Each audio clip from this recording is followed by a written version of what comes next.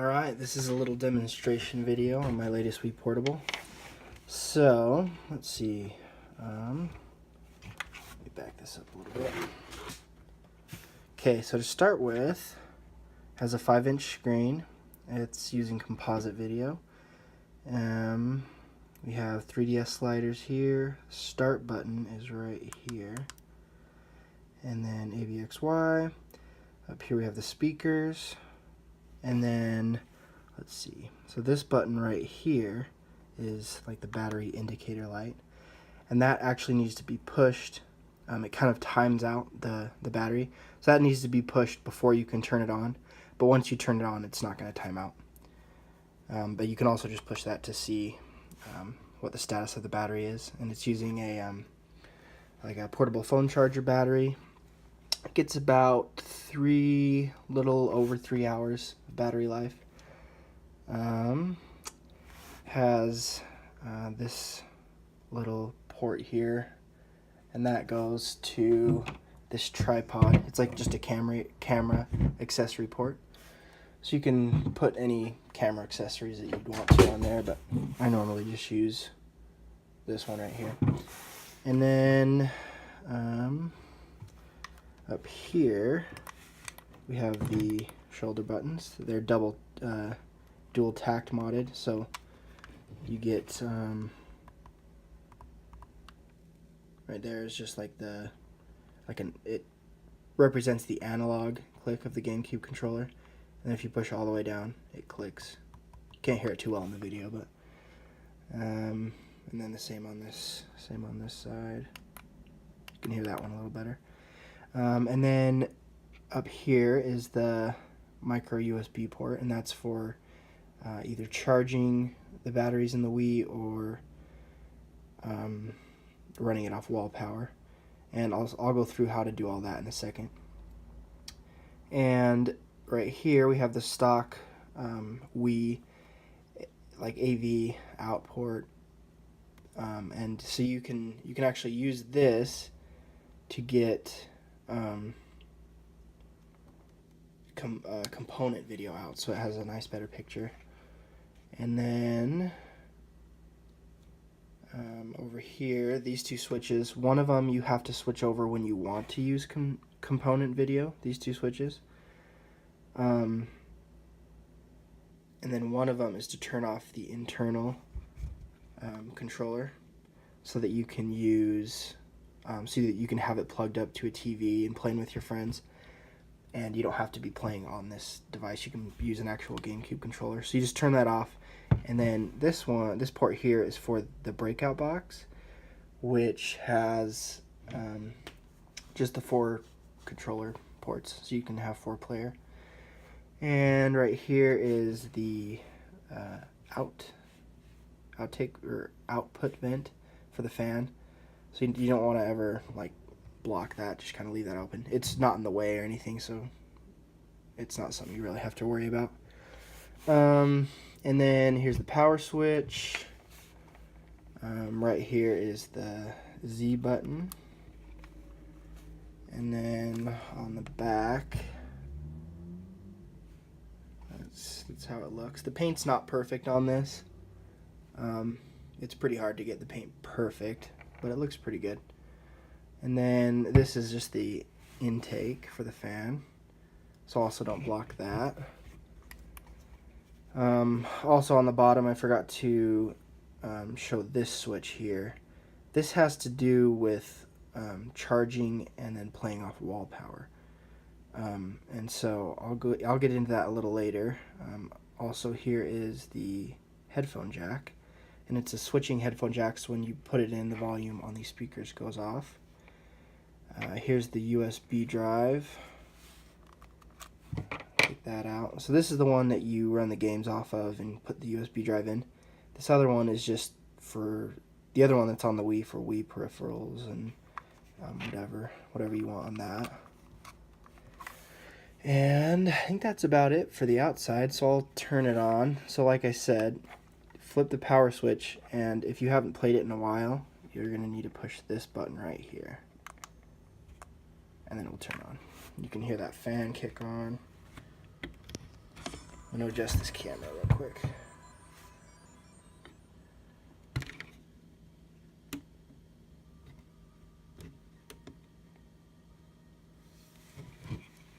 Alright, so this is running Portabilize Me, which is the best software for portables for the Wii.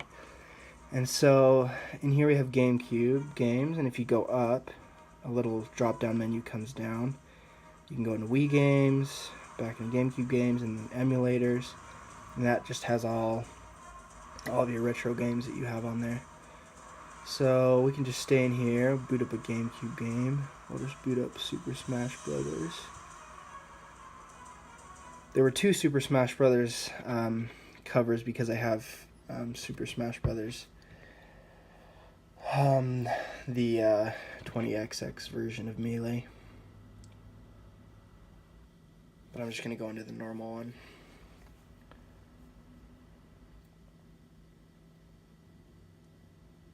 The fans, the game came on so you can't hear the fan, but it's pretty quiet.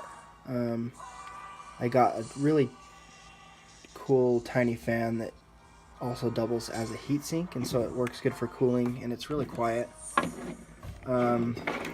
Oh, and I also forgot to mention all these buttons on the front. So this button here is the reset button. This button here is for syncing. This one right here. And it syncs just like a normal Wii. But what you have to do is go into the Wii menu, and it just syncs through the Wii menu. You can also, once you load up a Wii game, you can also sync it in the Wii game. That works as well. And then we have these 2 buttons on this end side are the volume up and down. So you can either hold them or press them, and it will go down. And then I'm just going to hold the volume up. And it can get pretty loud. I'll turn it up all the way just so you can hear. Yeah, it gets pretty loud. Screen looks good. Let's see. So then, and then these buttons over here. Okay. And then these buttons over here are for like screen controls and stuff. So this middle one is the menu, and then to the right of it is the plus for the menu, and then the one to the right or the one to the left of the menu button goes down. So you can turn the brightness down, and then you just press the menu button. I'm going to turn this down, and then you just press the menu button multiple times just to get through what you want to do. So it has saturation, tint, contrast, all that good stuff.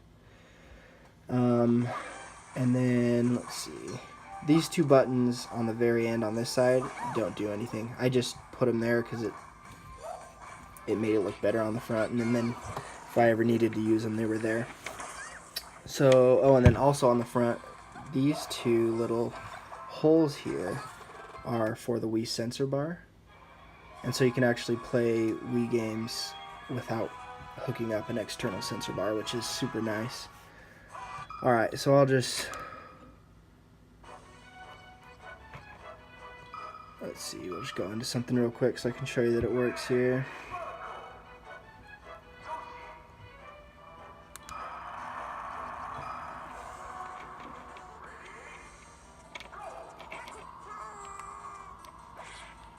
So yeah, let's see, C-Stick works, X and Y, A, B, and Z button,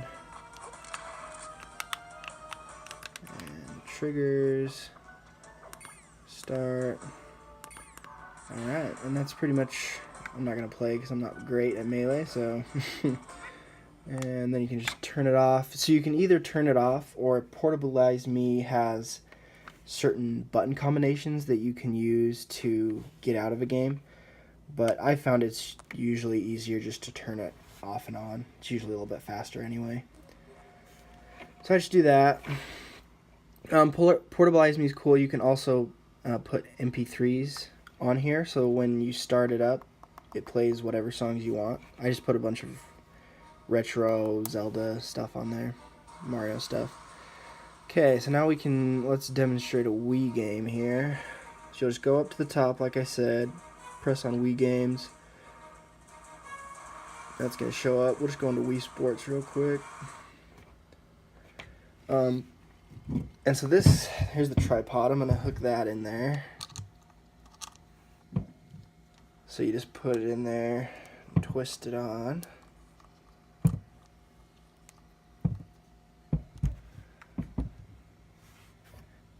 I might just have to hold my camera, or I'll try to adjust it. Not a great angle, but it'll be easier than holding it. So I already have. So sometimes the Wii games take a second to load up. Just kind of how it goes. And it'll do that weird screen thing sometimes, but just give it a second and it'll go in. There we go. And I already have this Wiimote synced up. Yeah, you can do that. Then you just play it like a normal Wii, so sensor bar works good. You don't